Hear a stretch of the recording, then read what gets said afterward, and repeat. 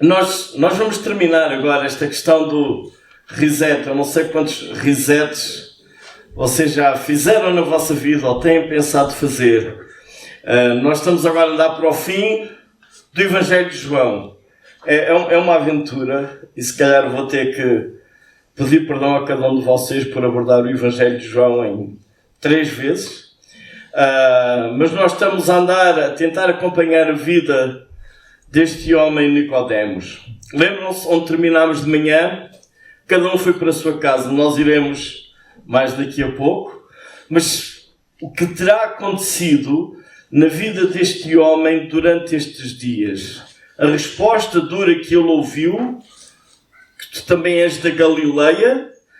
O que é que isto provocou nele? O que é que aconteceu nos dias a seguir?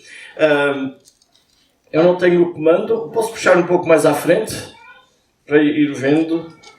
Eu também estou sem bateria aqui para ver os slides. Mas então há uma série de coisas que ainda vão acontecer nos dias seguintes. E... Obrigado. Então, logo, reiniciar para avançar. Está ligado. Isto tem que haver resets em todos os lugares. Só um bocadinho. Ok. Então, lembram-se, o primeiro momento, fomos introduzidos a Nicodemos quando ele vai de noite ter com Jesus. E, por vezes, nós perguntamos, mas era uma coisa, era outra, era de noite, o homem não sabia nada. Possivelmente é tudo. Possivelmente ele encontrou-se à noite com Jesus, que era a altura em que os rabinos falavam uns com os outros, depois de passar o dia com as pessoas. Era o tempo de pausa deles, conversavam uns com os outros. Essa será a razão. Ok, era à noite também, porque ele não queria ser visto.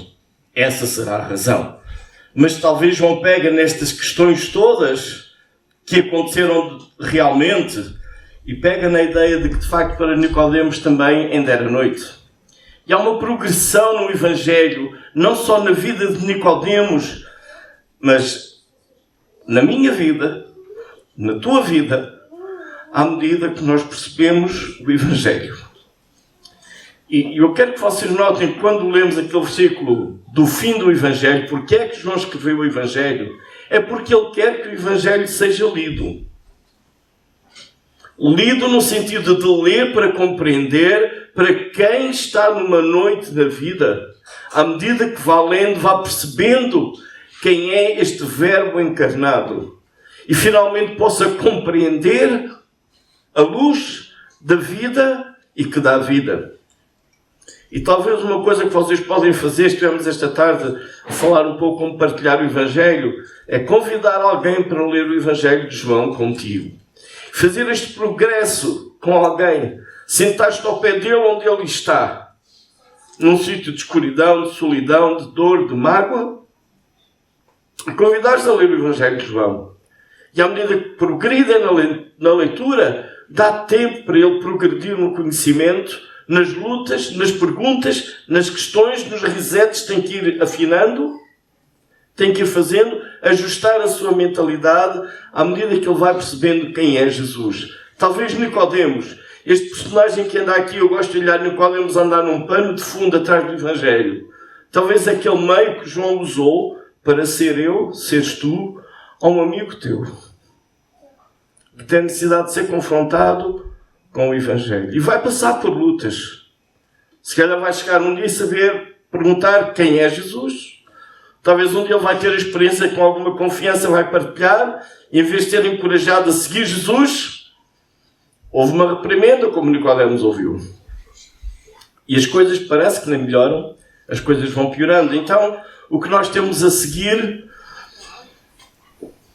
Segunda tentativa. Terceira tentativa. Não sei se isto tem... Ok. Então, mas... Obrigado. Então, talvez este tempo, na vida de Nicodemos, dos capítulos 8 até ao capítulo 19, eu não sei, aquelas palavras não são da Bíblia, são minhas, ok? Mas talvez foi um tempo em que podem pôr ali muitas palavras na vida de Nicodemos. Ele teve uma conversa com Jesus, ele ouviu coisas sobre Jesus, teve aquele confronto com os seus pares.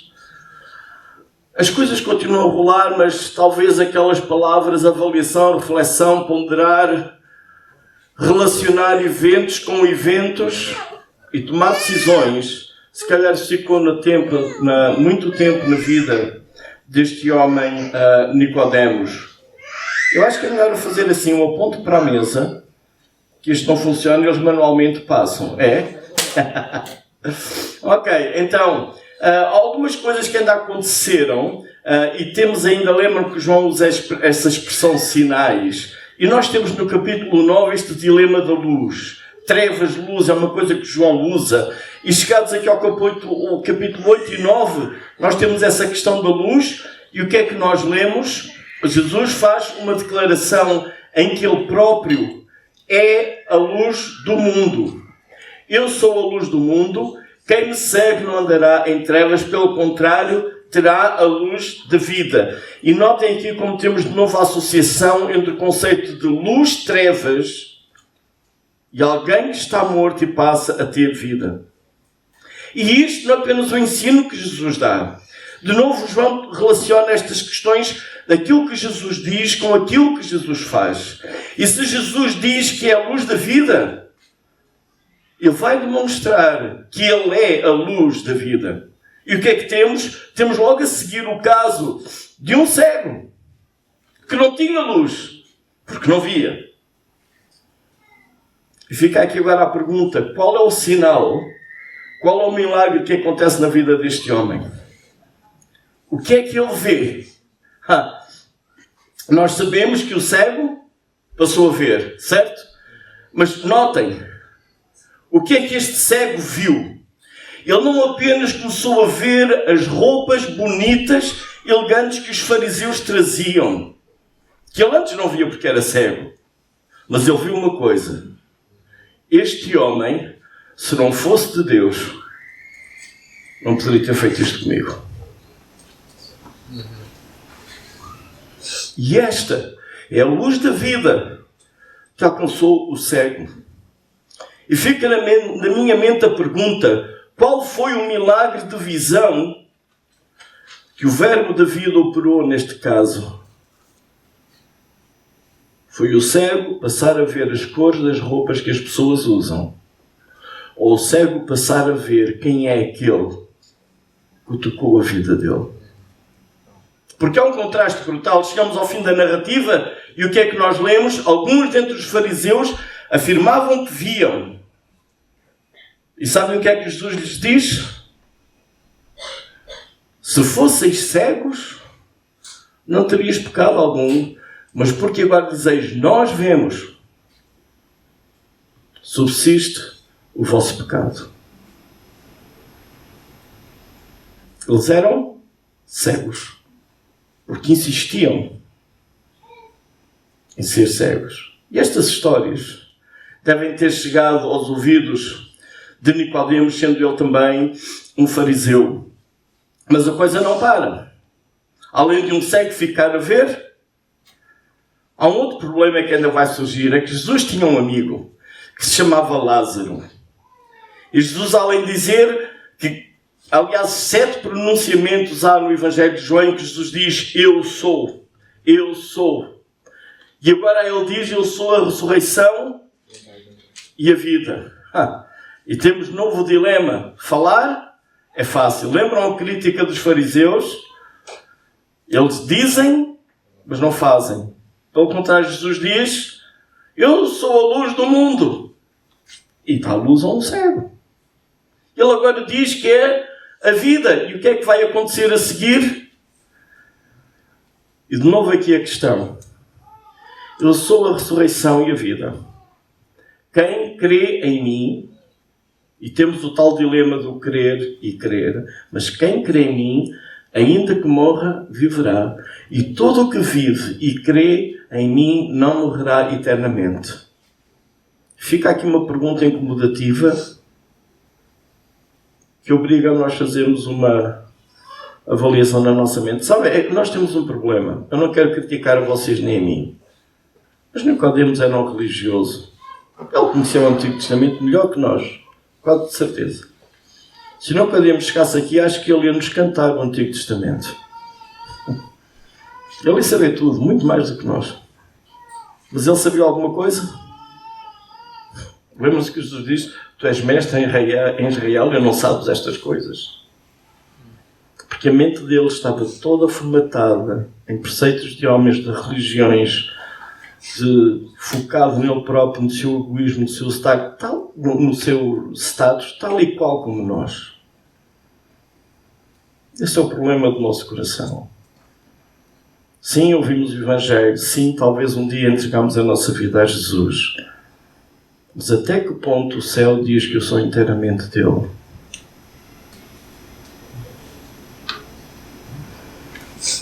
Tu crês isto? Estamos dispostos a abdicar de tudo e de todos por causa do Evangelho, por causa de Cristo. Um dia Jesus disse que o reino dos céus é como um homem que, tendo muitas pérolas ou um tesouro, deixa tudo para comprar aquela. E eu acho esta história tão interessante que eu quase que a vejo a funcionar nas duas direções. Vou usar uma linguagem simples. Jesus deixou o céu para me vir buscar.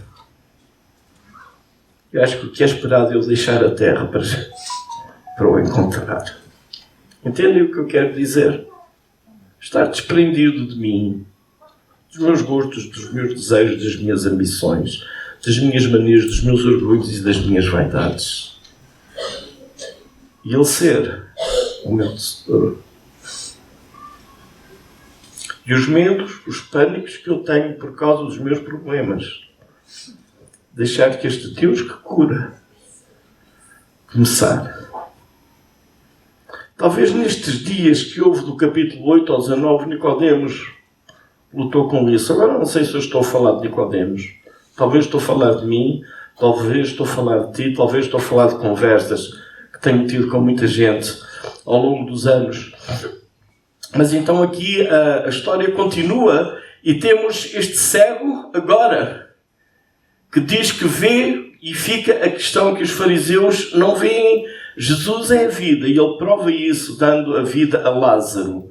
Eu não tenho ali, mas quando Jesus ressuscita Lázaro, que é um incómodo tremendo, porque é uma evidência inegável, estava morto há 4 dias. É inegável aquilo que Jesus fez. Sabem qual é a solução que esta classe dos amigos de Nicodemos encontra para resolver o problema, o incómodo? Vamos matar Lázaro. Ganhamos 2 pelo preço de uma. Primeiro matar Jesus, agora temos que matar o Lázaro.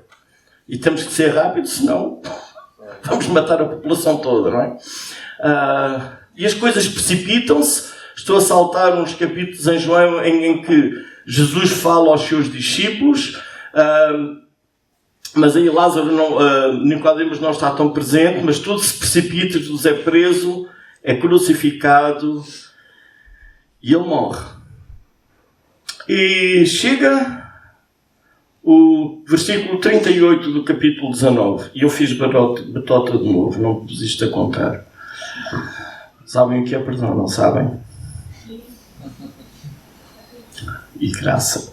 Depois disto, José de Arimateia, que era discípulo de Jesus, então estou a ler o 19, 38 até ao 42. Depois disto, José de Arimateia, que era discípulo de Jesus, ainda que ocultamente, pelo receio que tinha dos judeus, portanto vocês podem imaginar a panela de pressão que estava aqui.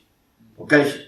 Possivelmente este José de Arimateia, eu não tenho a certeza, mas ele era capaz de ser dos saduceus, porque os saduceus teriam ligações mais políticas com Roma. E este homem, José de Arimateia, que era discípulo, então ele vai ocultamente, pelo receio que tinha dos judeus, rogou a Pilatos, portanto, é alguém que tem uma proximidade com Roma, para tirar o corpo, pediu que lhe permitisse tirar o corpo de Jesus.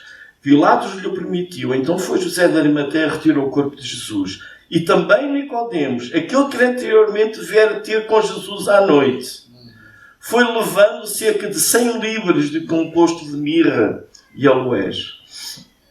Tomaram, pois, o corpo de Jesus e o envolveram em lençóis com aromas, como é o uso entre os judeus na preparação para o sepulcro. No lugar onde Jesus fora crucificado havia um jardim, e neste um sepulcro novo no qual ninguém tinha sido ainda posto. Ali, pois, por causa da preparação dos judeus e por estar perto do túmulo depositaram o corpo de Jesus. José de Arimateia, só é mencionado nos Evangelhos a relação ao sepultamento de Jesus. Sabemos que ele era um membro ilustre do Sinédrio, portanto, se nunca temos nenhuma informação que ele seria um fariseu, daí a possibilidade de ele ser um saduceu, porque era quem faria parte do Sinédrio. Sabemos que ele era rico. Mateus diz-nos isso também. Um homem rico de Arimateia chamado José, que era também discípulo de Jesus, é o que Mateus nos conta, diz que ele esperava o reino de Deus. Portanto, este conceito de reino estava na mente das pessoas, e ele foi juntamente então com José de Arimateia. Tem aqui uma questão, é a quantidade que eles levam. O versículo 40 diz-nos, o 39, foi levando cerca de 100 libras de um composto de mirra e aloés, Nicodemos. Está mais ou menos 32 quilos. Eu mencionei isso no primeiro dia. Eu quero que vocês se recordem da conversa que Nicodemos teve no Sinédrio, quando eles se reuniam para saber o que haviam de fazer com Jesus. Lembram-se que ele disse, a nossa lei não diz que um homem deve ser ouvido antes de ser condenado? Perceberam a reação? Agora, não sabemos o que aconteceu neste intervalo de tempo com Nicodemos. Mas há uma coisa que quase me custa acreditar. Nicodemos com José de Arimateia fazem uma coisa impensável. Vão pedir um corpo de um crucificado a Roma. Porquê é que Jesus morreu? Segundo o que ouvimos, a síntese que Paulo faz do Evangelho em Coríntios, foi crucificado, morreu pelos nossos pecados. No entanto, há manobras políticas e religiosas. Para Roma, a acusação foi que Jesus queria ser rei. Era alguém que iria tirar o domínio do imperador. Para Roma, a acusação que a classe religiosa israelita levou foi: este homem é um político que quer tirar a autoridade a Roma. Senhores romanos, nós somos vossos amigos, matem-no. Estamos a denunciar um traidor. Essa foi a acusação de Roma. Recordam a inscrição na cruz? O rei dos judeus. É uma questão política. Para eles, internamente, política, nada disso. Qual é o problema? Ele blasfemou e fez-se igual a Deus. Essa é a razão. E esse é um argumento de pretexto, porque ele estava-lhe a causar problemas de liderança. O que leva a um problema, inveja, entre outros. Todo esse mal-estar. No meio disto, temos Nicodemos. E estão a ver este homem oscila entre uma tensão política para pedir o corpo a César e fazer um desfile com 30 kg de especiarias diante dos fariseus por uma questão religiosa. Qual é que vocês escolhem? O corpo de um crucificado, normalmente, estamos agora a falar da história em geral. A Bíblia não conta o que aconteceu, toda a situação com Jesus. Mas, em geral, ninguém ia pedir o corpo de um crucificado. O corpo de um crucificado iria para uma vala comum. Por vezes, a família, dependendo da zona onde o Império reinava, por vezes a família poderia ter o direito de receber o corpo. Mas ninguém se queria associar a um crucificado. Um filme que retrata isso um pouco é o Spartacus. Não sei se já viram, mas é uma revolta de escravos que pegam numa galé, desafiam Roma, não tem nada a ver com o cristianismo, mas o filme termina numa rua cheia de crucificados. E alguém, uma senhora, que era apaixonada por ele, passa por ele e só diz discretamente: morre depressa. Este é o conceito de cruz. Nós pusemos de forma romântica e pomos a adornar todos os lugares. Cruz era algo horrível. Eu creio que nenhum de nós conseguia estar ao pé de uma cruz e no fim de tomar uma refeição descansado ou dormir à noite. Mas José de Arimateia vai com Pilatos pedir o corpo de um crucificado. E enfrenta Roma, sujeito a ser acusado de sedição política, juntamente com ele. E depois faz o percurso. Desculpem-me a expressão, com o corpo às costas. Com 30 quilos às costas, certamente ele não ia sozinho. Não foi uma coisa discreta. Não foi à noite. Eram as regras do dia. Lembro da cruz, por causa do dia da preparação, tinha que ser de dia. Ele faz toda aquela romaria. Não foi para um lugar oculto. Um túmulo novo de alguém rico no jardim. Toda a gente sabe, meus amigos. E quem é que está a fazer isso? É o fariseu. É o Nicodemos, o chefe deles. O que é que se passa aqui? Nicodemos arriscou-se. Arriscou o pescoço. Talvez no fim daquela reunião do capítulo 7 ele foi para casa com medo. Mas estes 30 quilos e este cortejo venceram qualquer medo.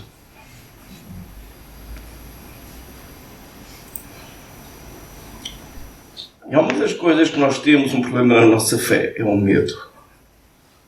Temos medo de nós. Medo do nosso passado. Medo do nosso presente. Medo do nosso futuro. Hoje ao almoço estavam a conversar comigo e fizeram uma pergunta. Vocês têm aqui jovens incomodativos, sabem?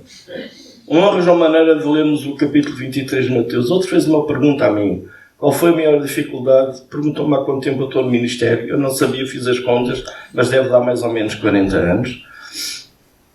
Estou no ministério o tempo inteiro. Então perguntou-me qual foi a maior dificuldade que eu tenho no ministério. Comecei a fazer a minha lista exaustiva. Cheguei a uma conclusão. Sabem qual tem sido o meu maior problema na minha vida ao longo destes anos? E foi a resposta que eu lhe dei. Sou eu.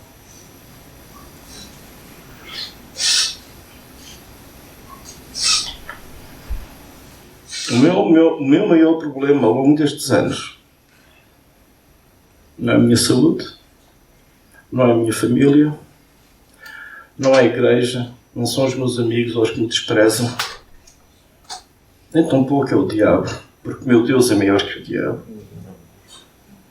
O meu maior problema sou eu. Aquele sujeitozinho que eu todos os dias vejo do outro lado do espelho. Eu tenho que viver com ele. E Paulo diz: miserável homem que eu sou. Sabem, às vezes eu chego ao ponto de dizer a Deus: eu estou cansado de duas coisas só. Estou cansado dos meus pecados e dos pecados dos outros. Mas é bem isso que Jesus veio fazer. Tirar os meus pecados e os pecados dos outros. E Nicodemos teve que enfrentar isso. Ele teve que perceber que a sua reputação, a sua tradição, os seus medos, tudo aquilo que ele tinha à sua segurança. E acho que vocês podem ouvir um eco disso no que Paulo diz dele próprio.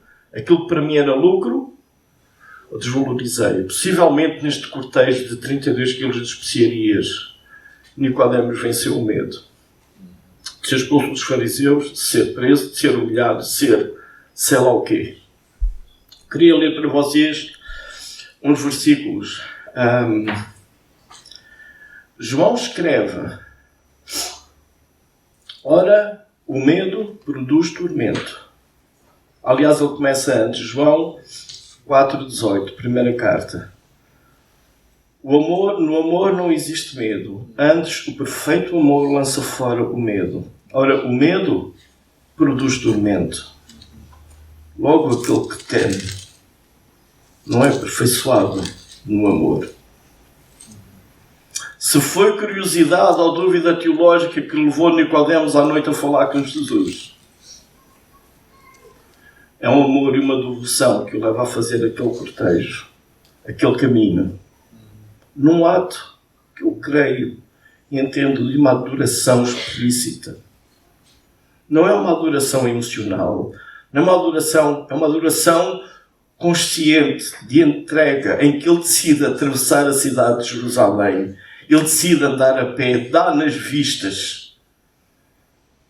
Eu não sei o que estava no coração dele, mas eu posso imaginar eu ir lá à frente de um cortejo, gente atrás de mim. E começar a ouvir uns, alguma coisa, cabeças a olhar, o que é que vai acontecer? Numa casa eu ia fazer a pergunta, será que eu vou conseguir chegar ao jardim sem apanhar com alguns alvos automáticos na cara ou alguma coisa? Para mim, eu acho que havia sido o caminho mais longo da minha vida. Quando lemos a Bíblia, sabem qual é o primeiro sentimento que nós humanos expressamos, que o ser humano expressa? Medo. Deus cria, o homem está no jardim,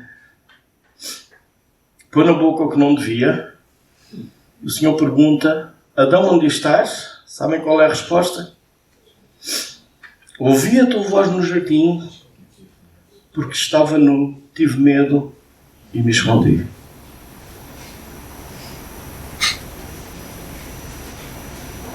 Há uma ligação tão íntima entre o medo e o pecado, que constrange, que nos oprime, que nos atrapalha. Mas o amor de Cristo por mim, o amor de Cristo por Nicodemos, perdoa e lança fora o medo. Eu não tenho que ter mais medo de nada. Não tenho que ter medo do meu passado. Não tenho que ter mais medo do meu presente, nem tampouco eu tenho que ter medo do meu futuro. Paulo escreve isto de outra maneira, quando ele escreve a Timóteo na segunda carta, 1:7. Porque Deus nos tem dado um espírito, Deus não nos tem dado um espírito de covardia, mas de poder, de amor e moderação. Voltando ao início, lembram-se que Jesus disse a Nicodemos? Tu tens que nascer de cima. O que vai acontecer de ti não é uma ação tua. É uma ação do Espírito. E o Espírito vai-te orientar.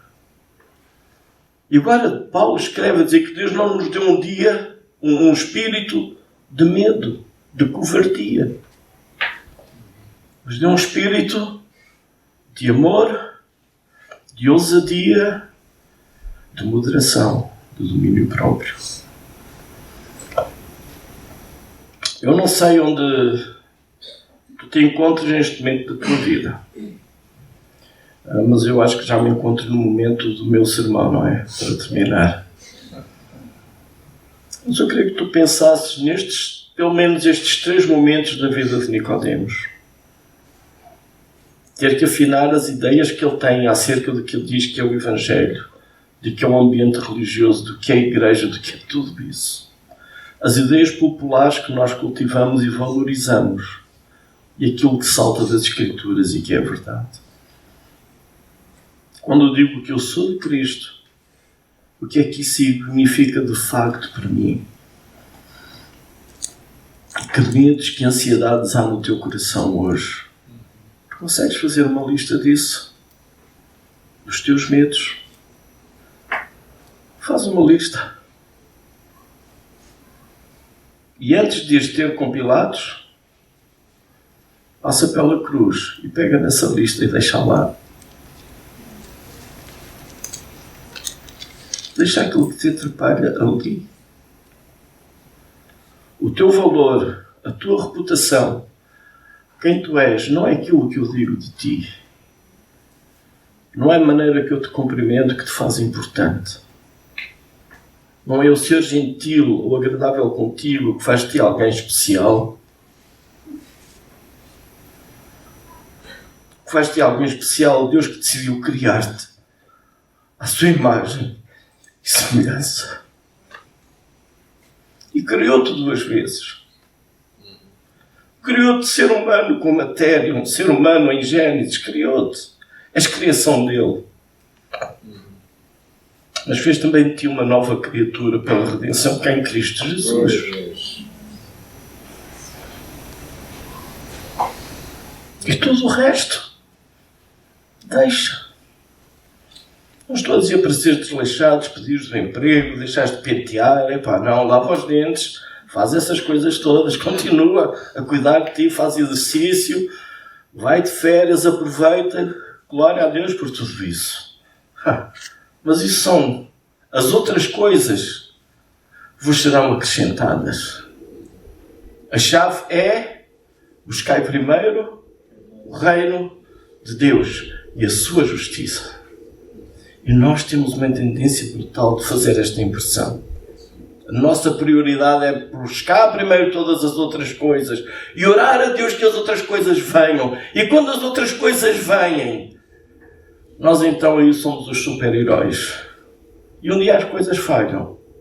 Nós entramos numa depressão profunda, não sabemos onde é que está Deus, o que é que se passa com a minha vida, e por aí vai.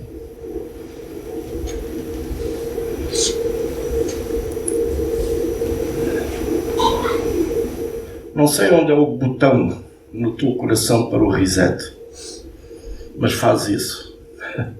Há algum lugar na vida dele, talvez entre este capítulo 7 e o 19, à medida que Nicodemos ia ouvindo as notícias, que aquele mestre dá a luz, e é a luz, aquele mestre dá a vida, e é a vida, é algum lugar. Nicodemos teve que dizer assim: eu vou ter que mandar tudo às favas, desculpem a expressão, não se pode falar assim em mensagens e sermões, mas eu vou mandar tudo às favas. Quero lá saber. Ou existe um Deus e se avolou e veio a mim, quero para ele, ou anda aqui a brincar aos teatros? Nicodemos, eu vou a Nicodemos, e se o Pilatos, eu vou ao Pilatos, e se Pilatos cortar a cabeça, olha, lá foi, safámos, José. Zé, a gente safou-se agora, temos que ir tirar o corpo da cruz, agora vamos deportar dignamente, sabem, a quantidade, era a quantidade digna de um rei. Passa-vos pela cabeça prestar honras reais a um crucificado político por Roma e a um crucificado herege pelo Sinédrio? É de doidos. Ou de pessoas que creem que Jesus Cristo é o Filho de Deus e, crendo, tem vida no seu nome. E o resto, se vier,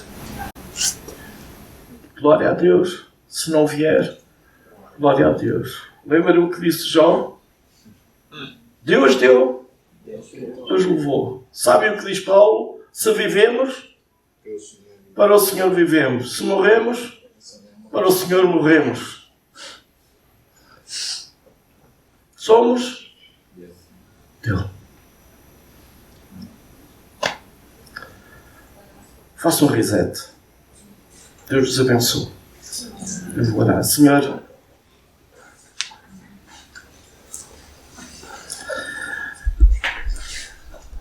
eu não sei se nós conseguimos compreender tudo aquilo que tu és, tudo aquilo que tu fazes, o teu amor, cuidado, paciência, carinho por nós. Às vezes reclamamos. Senhor, que nos ajudes a afinar a nossa vida contigo. Senhor, talvez passamos lutas como Nicodemos. Senhor, mas eu oro que este tempo seja um tempo para nós pensarmos, avaliarmos, repensarmos a nossa vida e decidirmos entregar a Ti incondicionalmente. Senhor, e podemos adorar-Te de uma forma explícita, sem medos, sem acanhamentos, confessando que Tu és o nosso Senhor. E sabendo que aqui vivos, ou na eternidade, o nosso destino e o Teu convite é para nós estarmos sempre contigo. Tu nos abençoes. Em nome de Jesus. Amém.